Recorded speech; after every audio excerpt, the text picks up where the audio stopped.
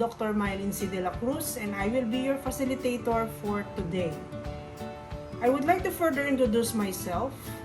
I am the former Chief Dietitian of University of Santo Tomas Hospital, Doctor of Philosophy, major in Educational Management, licensed nutritionist dietitian, licensed teacher, and Emeritissimus awardee for graduate studies. I will be discussing about HACCP and its principle and practice. The learning outcomes.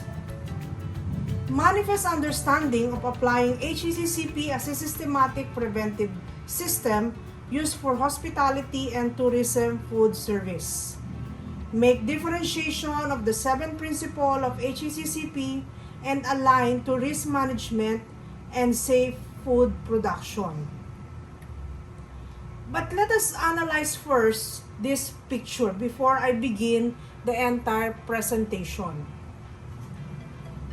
What you can see in the picture is a primitive man or a mommy who is talking to a millennial in a kitchen. So it worked for me. And the other one answered, that's not how we preserve food. At present time, we can have this kind of story. A person who knows an old way of preparing food, and people at present time who knows how to prepare food. This is the kind of scenario that we oftentimes find in our food service system. What is HACCP? This is hazard analysis critical control point. Hazards that has to be identified, whether it's biological, chemical, or physical, or even allergens. Analysis. Analyze the impact that it can create. Analyze what are the potential hazards. Critical, which is the most critical, which is the priority of all the hazards being identified, and what control measures that you can do in order to lessen the impact, and at what point it should be done. That is the HACCP. What are the aims of HACCP and why is it implemented? We want HACCP simply because we want to prevent, reduce, eliminate hazards. Prevent, reduce, and eliminate the impact of the problem it may bring when we are not practicing HACCP.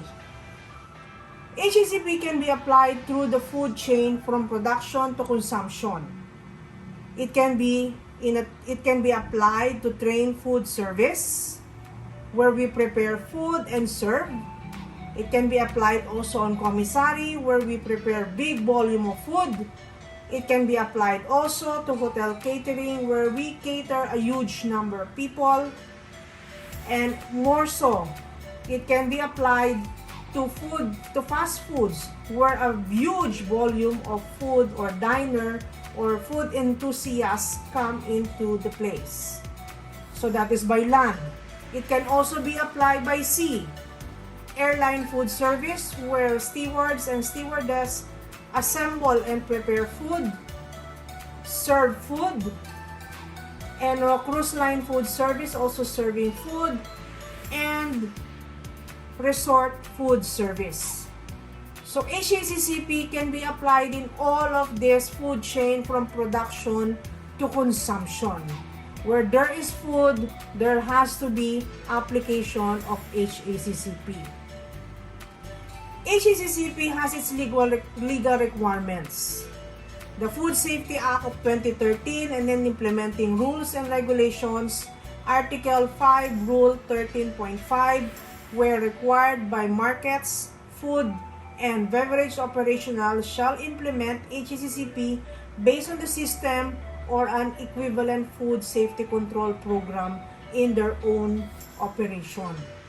So it's already been mandated by the law that we are to practice HACCP in all food establishment or food service institutions.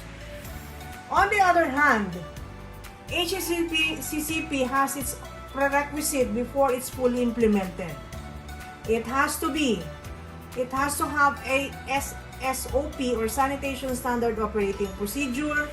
The institution is already practicing SOP, Standard Operating Procedure. The institution also has the PPE compliance. The institution has the waste management program. The institution has a pest control program. At the same time, the institution practices supplier accreditation and management, and at the same time, vendor assurance program. All of these prerequisites have to be present before applying HACCP in your institution. HACCP has 7 principles.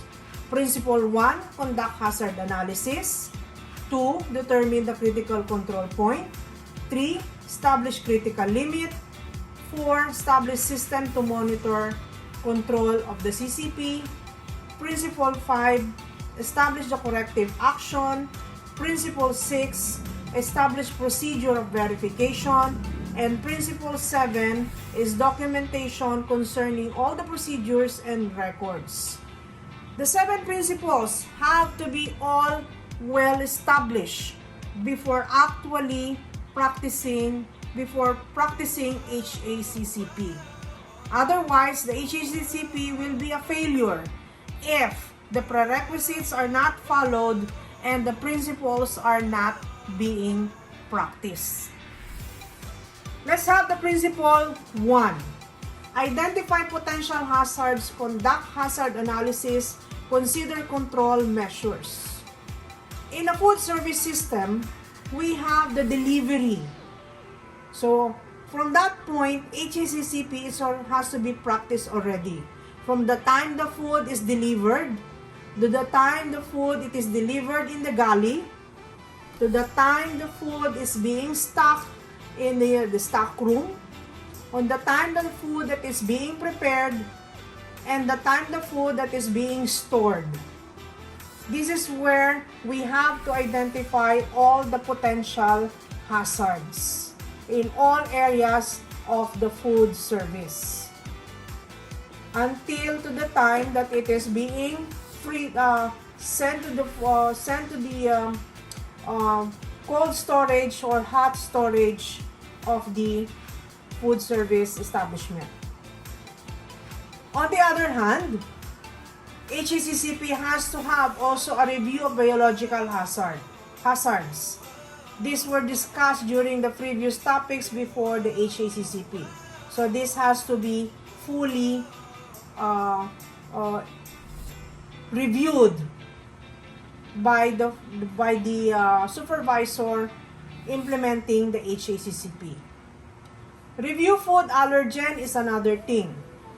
Allergen is another hazard that we have to consider other than the biological hazards of bacteria, viruses, and other pathogens.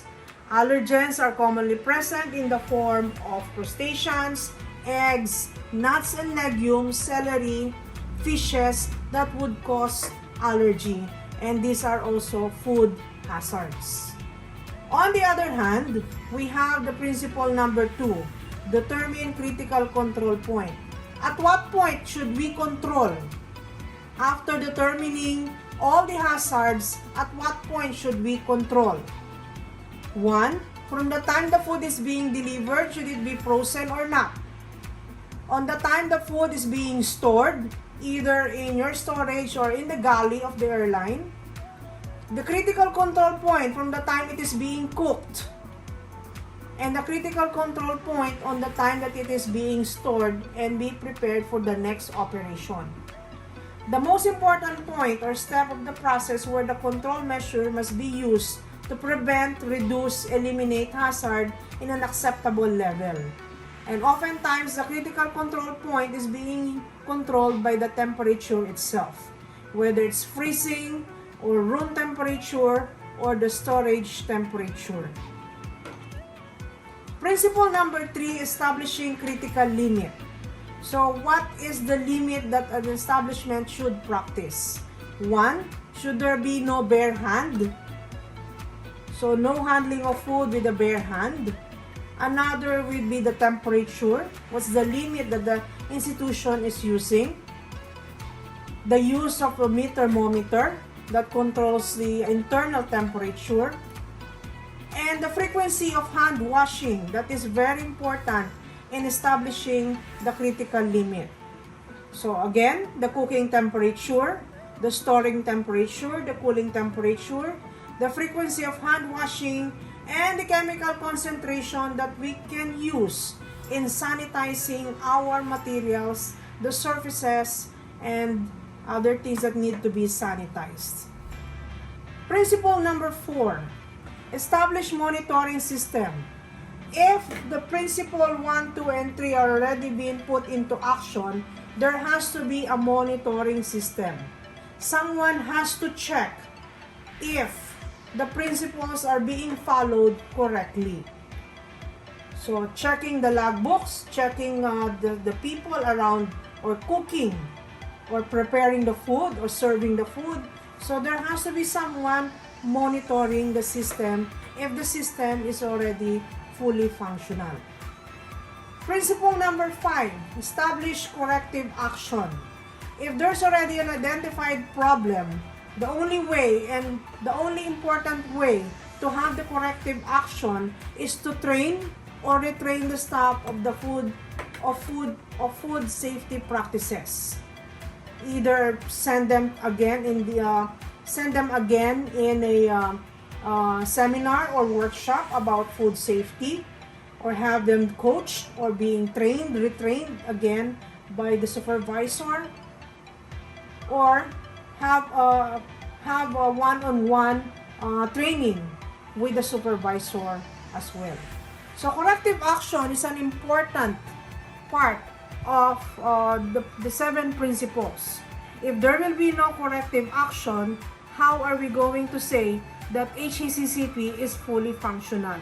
It will just be a failure if there will be no corrective action, correcting all the mistakes done from principle 1 to 4. Let's have now principle number 6.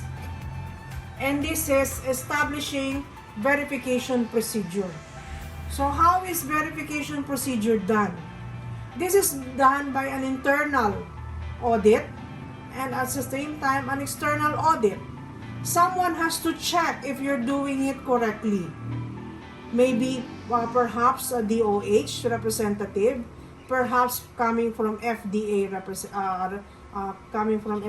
office, checking if you are doing it correctly, if you're following the right principle. You may conduct a visual inspection, check the record, review the CCTV for verification, allow verification team to check on the system operation, or even have a log sheet or a record sheet that is to be checked when verification team arrives in your institution. And the last principle is establish documented information, that everything that you are practicing has to be well documented. Documented in the sense that there has to be a written document that shows that you are really practicing the 7 principles. Documents like the logs for temperature, documents like accidents that happened during the operation, documents that you are practicing frequent hand washing, that you are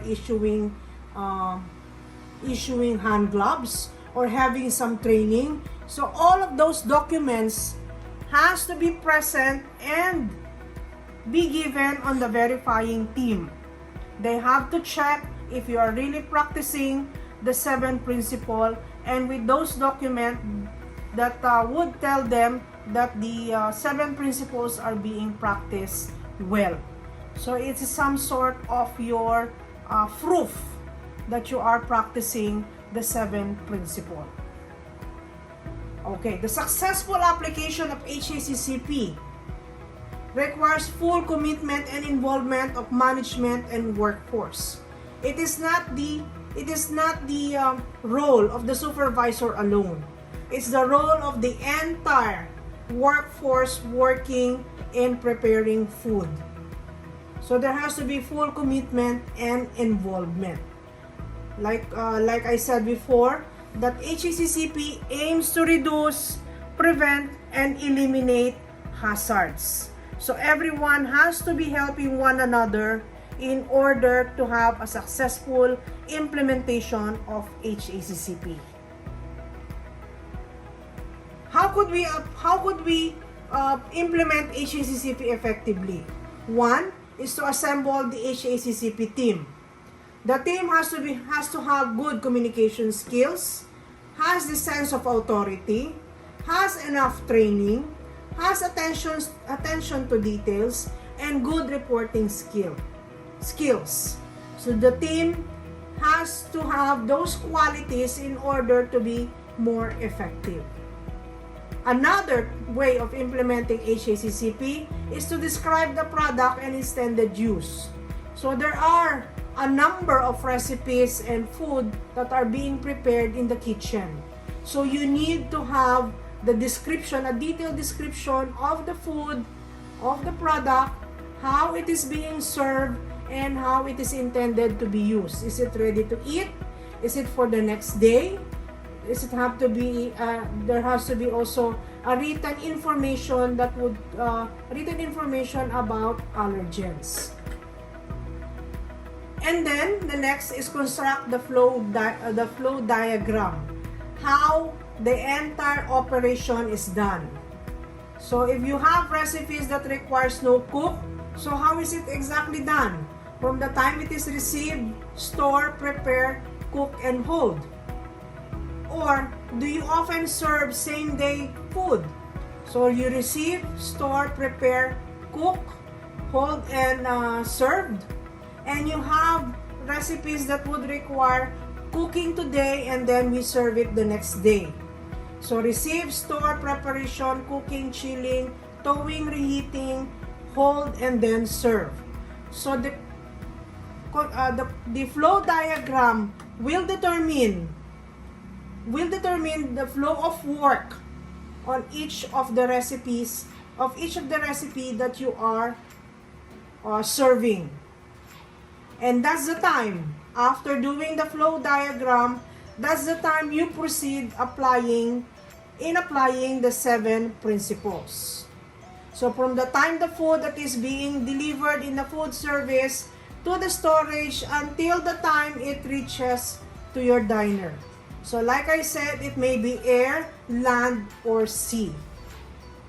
HACCP has to be practiced in any way the food service is operating. And with that, before we part ways, I'd like to share to you some points. Let us unlearn some primitive ways of handling food. People handled food unconventionally, unsanitized, unorthodox, and eventually results to what we are experiencing right now, the pandemic. The pandemic is a classical example of poor food handling, and we do not want to repeat the same problem. And we look towards the new normal. This is where we are now, protected and practicing food safety. And with that, as my parting ways, the pandemic have changed our lives. Let us learn from the mistakes, relearn the values, and unlearn the bad habits. And with that, I hope you have learned something about HACCP, how is it implemented, why it has to be implemented, and why it has to be practiced all the time. Thank you very much for listening.